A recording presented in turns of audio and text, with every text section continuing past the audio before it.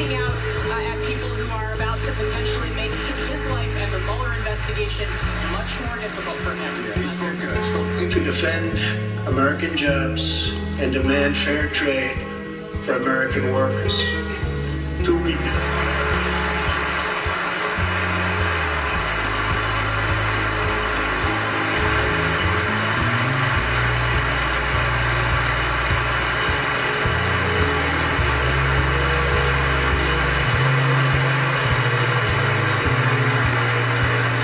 Thank you, Buzz.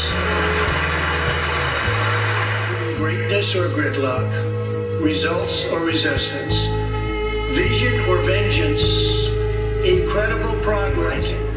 We have created 5.3 million new jobs and importantly added 600,000 new manufacturing jobs, something which almost everyone said was impossible to do. But the fact is,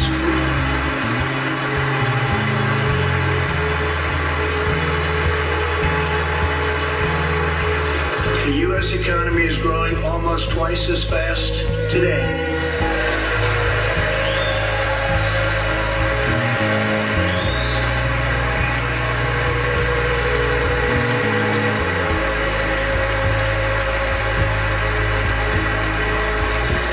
As ever recorded.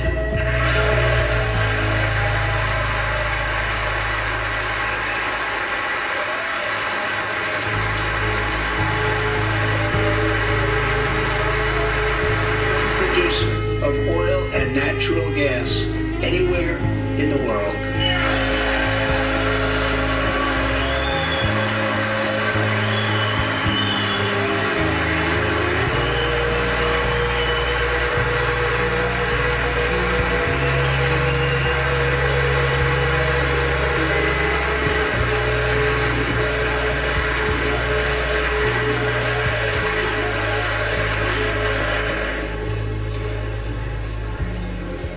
That sounds so good. Action. Believe it or not, we have already proven that that's possible. In the last Congress, both parties came together to pass unprecedented legislation to confront the opioid crisis, a sweeping new farm bill, historic VA reforms, and after 4 decades, Alice was sentenced to life in prison as a first-time nonviolent drug offender. Over the next 22 years, she became a prison minister, inspiring others to choose a better path.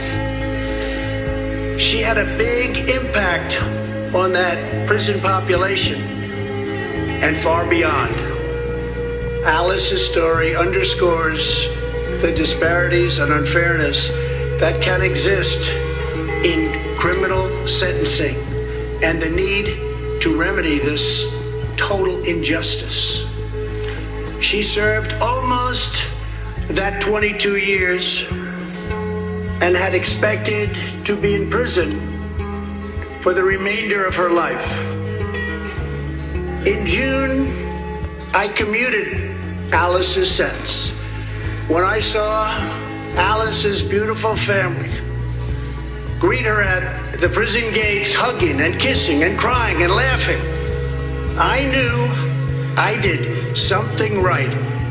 Alice is with us tonight, and she is a terrific woman. Terrific. Alice, please.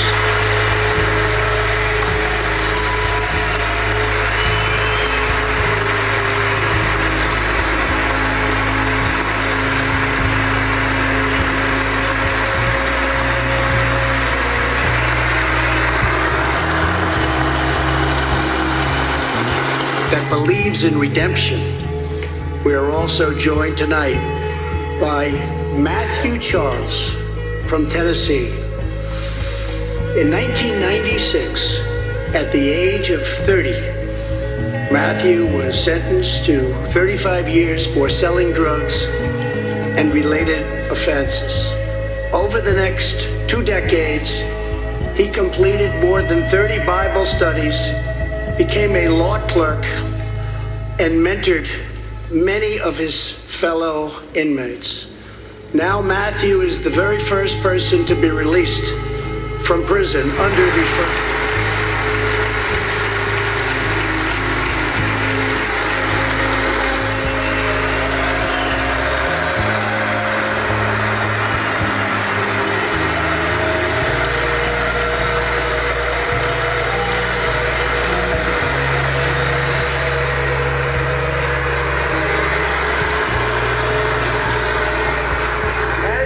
speak, large, organized caravans are on the march to the United States.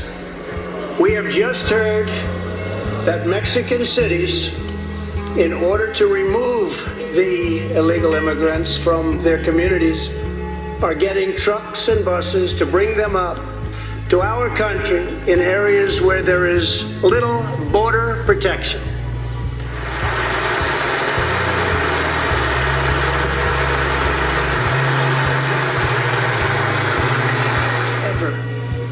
But they have to come in legally. Tonight I am asking you to defend less than illegal immigration. Wealthy politicians and donors push for open borders while living their lives behind walls and gates and guards.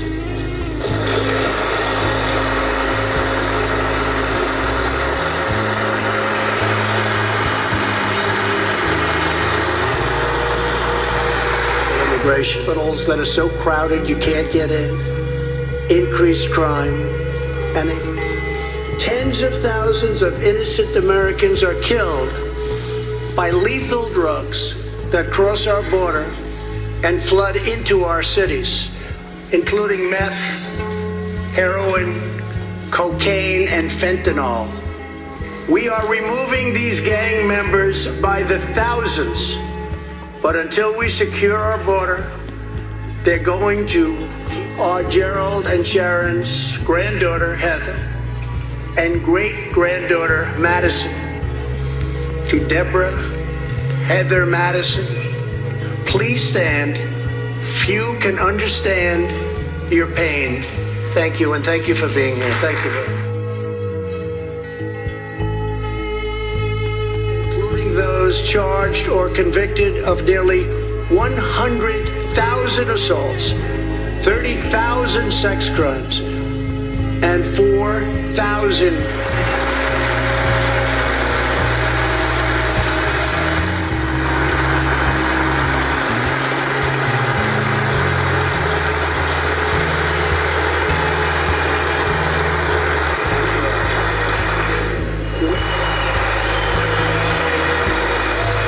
identified by the border agents as having the greatest need. And these agents will tell you where walls go up, illegal crossings go way, way down.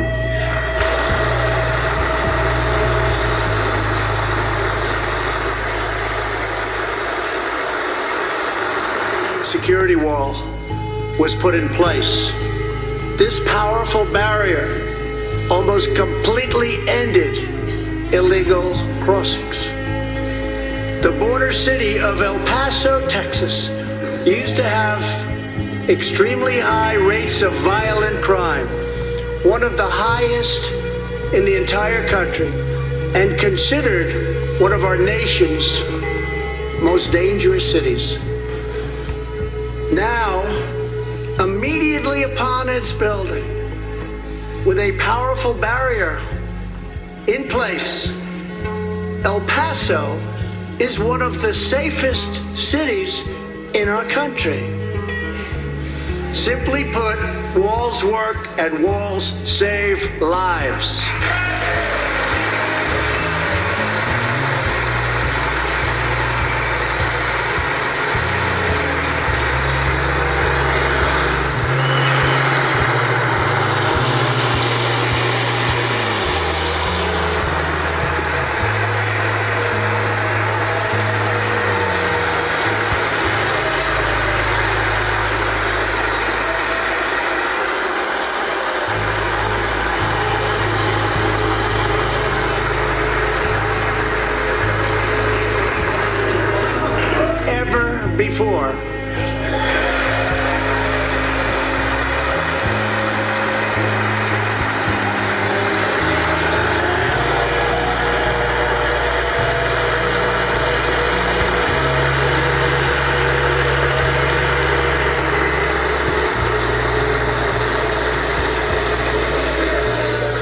after years of targeting our industries and stealing our intellectual property, the theft of American jobs and wealth has come to an end. Of Chinese goods, and now our treasury is receiving billions and billions of dollars. But I don't blame China for taking advantage of us. I blame our leaders and representatives for allowing this travesty to happen. I have great respect for President Xi, and we are now working on a new trade deal with China. But it must include real structural change to end unfair trade practices, reduce our chronic trade deficit, and protect America.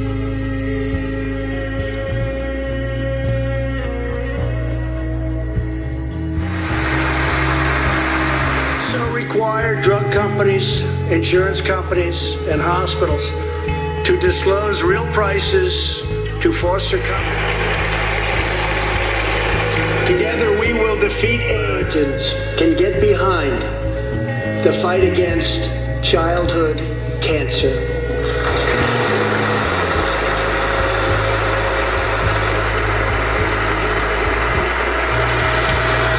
Happy birthday.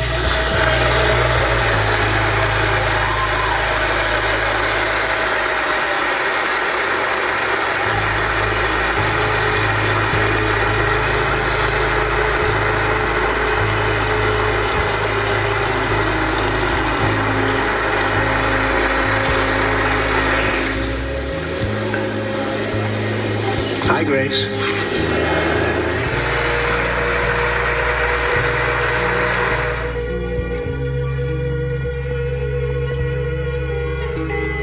To pass legislation to prohibit the late term begun to fully rebuild the United States military with $700 billion last year. To the letter, Russia repeatedly violated its terms. It's been going on for many years. That is why I announced that the United States is officially withdrawing from the Intermediate Range Nuclear Forces Treaty, or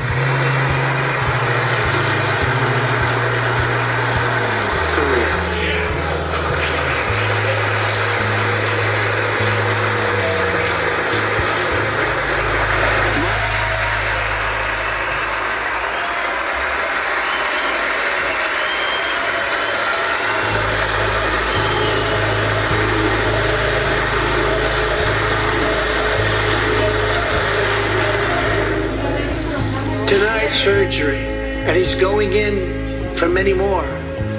But he made the trip to be here with us tonight. Officer Matson, please.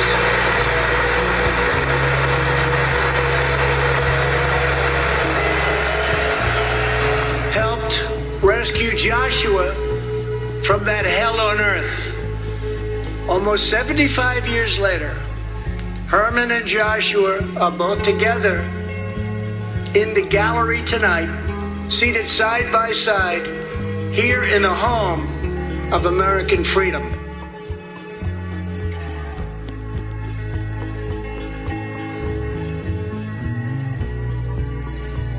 The tallest summit, and set our sights on the brightest star.